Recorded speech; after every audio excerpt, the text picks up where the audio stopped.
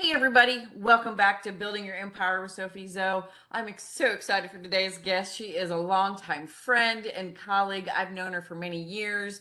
I actually got to watch her grow her law firm from meager beginnings into millions of dollars. She's got a hell of a business and law firm going on here, so she's going to be able to give us some good advice when I ask her my key question.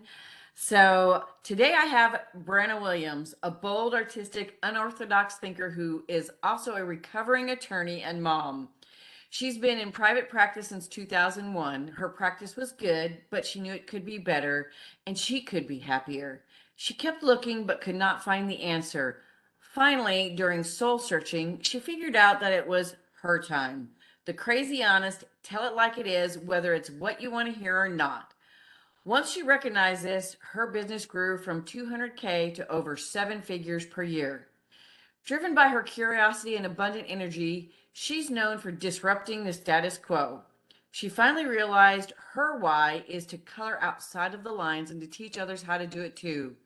She works with successful entrepreneurs and professionals on the path of seeking a better, more successful life at the next level. Her teachings are a fresh approach with a side of adventure. And knowing you like I know you, Brana, it is a bunch of fun hanging out with you and learning from you because all the years I've known you and every time we got together at those weekend events that we used to meet up at, I mean, it was a total blast. And you are an out of the box person. You are a little bit wild and crazy, or maybe a lot wild and crazy. I think that's why we get along so much, so well. So, Brana, I'm going to ask you the question that I ask all my guests. What's your best advice for business owners who want to scale to the next level and beyond? Well, thank you so much for having me, Sophie. I'm so excited to be here. And, I thought about, because I knew you were going to ask me the question, so I thought about what my answer should be. And it's kind of a multi part answer, but I do think the very first thing you have to do is one, you have to kind of figure out what you want, truly what you want. And then number two is you have to figure out who you really are and be the authentic you. Um, I think we all have our own unique genius, and I think you have to embrace it.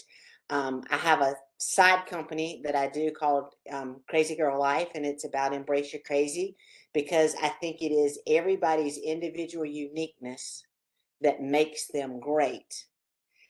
And we all know that society and everything we do and everybody we interact with, we aren't about standing out. We all want to kind of blend in. And blending in doesn't make you excel and level up. And I think that's it. I really think once you know what you want, then you say, you know what, I'm fabulous and I will get there my way. And I love it. You are speaking to you're speaking to my heart, girl, because I myself have been talking about that for years with my clients, with my audience, and I myself finally truly 100% started practicing what I preach late last year. I rebranded, I redesigned, and I stepped into who I am. All crazy, all whatever you want to call it. And I, when I introduce myself now, instead of talking, I'm a certified social media and online business manager.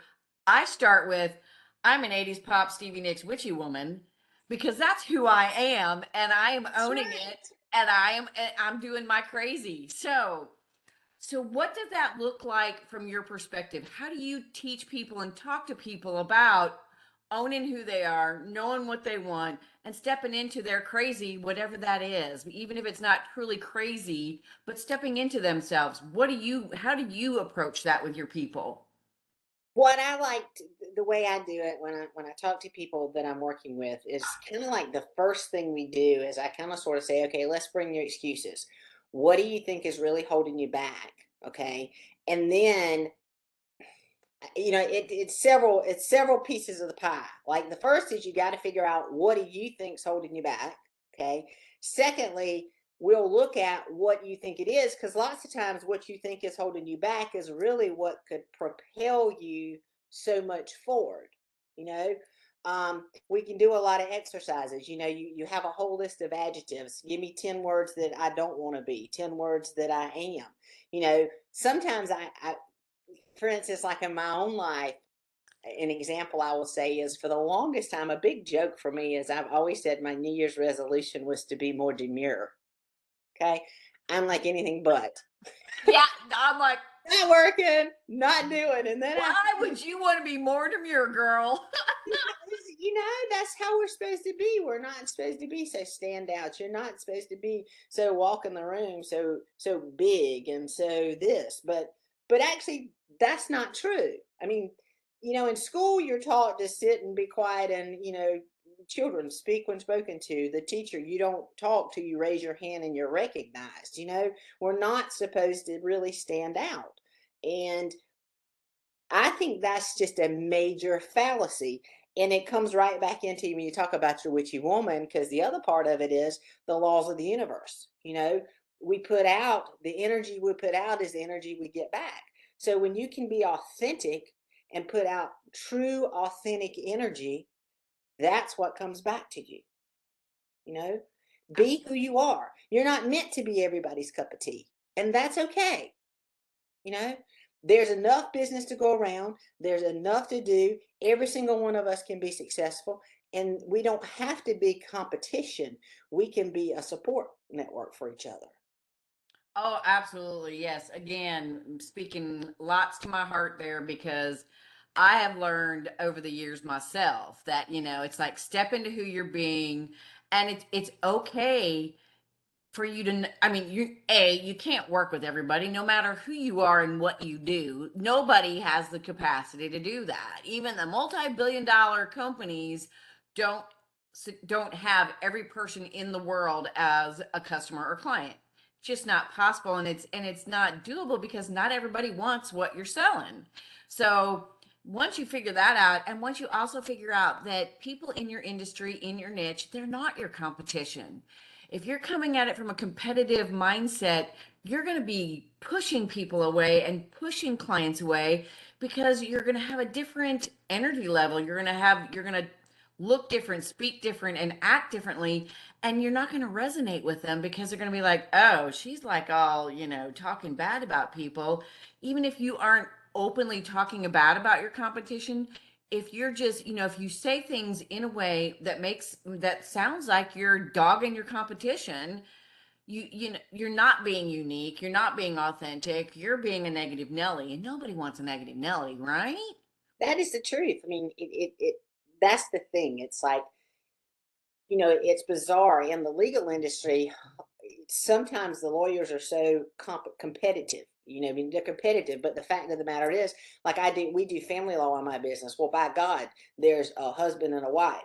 There's partner A and partner B. So at a minimum, you got to have two lawyers involved, and then if there are Right. children, there's a third lawyer involved. So there's enough business for at least three different people in that one transaction. And you can't do but so much. So I think the biggest lesson that I think everybody has to learn is that really there is enough to go around, you know? Yes, an abundance mindset, and abundance in everything. I mean, a lot of people are like, oh, well, abundance is just about money. No, there is abundance of everything in the world, everything. And all you have to do, if you want something, you just, wrap your mind around it, and determine that you want that, and you're going to go get it. You're going to do it, whatever it is. Because while it's not as quite as simple as mind over matter, it does start there. And it does work from there. Now, you're not going to sit on your couch and go, I want $1 million, and then just poof, it's there. But if It's you're like, not putting it out there that you want $1 million, you're not going to be open to opportunities and things that come your way, people and opportunities that can bring you that $1 million, because the money doesn't come through things, and it comes through people. But it comes through people when you're open to putting yourself out there, being visible, being yourself, and letting people know, this is what I do, this is who I am. I'd love to work with you if you are looking to do X, Y, and Z. Or I'd like to sell you this if you need X, Y, and Z. But if you're just sitting down thinking, oh, I can't do it, and I'm not unique, and, Jane over there is doing it better than me, you are going to just spiral down into blah. And we don't, you've got to be there. You've got to step up. Well, it's the twofold of what you just said. First of all, like the old thing comes, people wait on the motivation to do something. Well, the spark comes when you do it. Then the motivation comes, which is so backwards, but it really is the truth. And then the other thought about it is you have to fail to learn. You got to try. You're right. You don't just say, oh my gosh, I want $1 million and it shows up. You say, I want $1 million. I'm not really sure how it might all happen, but by God, I'm going to do something about it. And if that means getting up every day and making phone calls, or getting up every day and figuring out, okay, well, I need to put, whatever the steps are, wherever you are in the process, start the steps, because you have to start it. And then, yes, it will come. But it is about doing. But it's also realizing that you have to fail to learn. And that's okay, because if you aren't failing, you're still sitting on the sidelines. Absolutely. No, 100%. Failing is all about learning what worked, what didn't, and refining, you don't always have to throw they say throw the baby out with the bathwater. Sometimes it's just a few tweaks of whatever you were doing that didn't work to make it work. And sometimes it is throwing the baby out with the bathwater and starting over, but never giving up, always taking steps to get where you want to go is going to be key to everything. And one thing I talk about, and I want you to speak to it, because I know this is part of what you do, is don't do it alone. You don't have to do it alone. It doesn't matter who you are, male or female. There is nothing to prove by doing it all by yourself. So how do you feel about that, and how do you present that to your people in your world about making sure you don't do it alone? You know what? And thank you for that, because quite frankly, to me, there are two levels of that. Okay. First of all, you get up and do action, and you don't have to do it alone, in that you don't have to singly make every single phone call. You don't have to create the website all by yourself. You don't have to do the literal day-to-day functional task all by yourself. Get somebody to help you with it. You can figure out how to do it, how to afford it. You can figure it out. Okay. On that level. But the other part of it is the up level, the coaching part of it. You know what? Tiger Woods had a coach. Michael Jordan had a coach. Venus Williams has a coach. There is nothing wrong. In fact, the great ones understand that you always need to be working, you always need to be learning, you always need somebody else to help keep you in that mind frame and mindset, because it's hard to stay there. And I mean, no doubt about it, it's hard to always try to say, I'm pushing, I'm pushing, I'm pushing, you know. Yes, But no, definitely. I believe in coaching. I believe in looking at people who have done what it is I want to get done, or even my peers, just to help me stay on the level that I want to be at, and to help me keep going up. Because I'm one of those people that think that if you're not going up, you're probably going down. And it doesn't necessarily. I don't necessarily mean always making more money. I don't mean that kind of. I mean, in the different ways you can define success. There's a certain amount of money I want to make, and then there's a certain amount of travel I want to do, and then there's a certain amount of things I want to do with my children, and there's, I have different things on my bucket list. That to me is what I want to start checking off. Right? Oh, yes, absolutely. And I love that you brought up mindset, because the coaching is more than a business plan and a marketing plan and a strategy of how to build your business, because you can have all the hows of how to do things, and you can even have people doing it for you. But if you don't believe you can do it, if you don't believe that you can be successful, if you don't believe that you can make $1 million or whatever your goal is and have the life that you desire, you're still going to stay stuck and not get there. And you cannot get yourself out of your own head a lot of the times. I speak from experience. If I don't stay connected to people in the coaching world, to peers and friends and family that support me and cheer me on, and networking and mastermind groups that I belong to, I will do exactly what you said. I will get stuck, or I will start going down. and I will just, and then and then when you go down, your mind goes with it if you aren't really working on that piece of your life regularly.